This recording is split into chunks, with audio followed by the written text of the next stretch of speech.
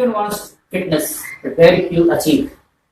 Reason, lack of time, willpower, guidance.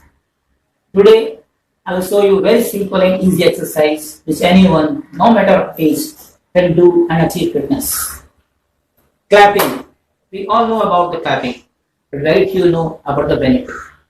It improves memory power. It improves body immune system. It regulates oxygen flow in our body. It improves the blood circulations. Lists are many, but put in short, it cures all diseases. How to clap?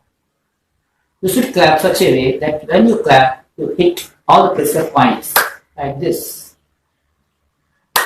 To make it more enjoyable, keep clapping. 1, 2, 1, 2, 1, 2, 1, 2, 3.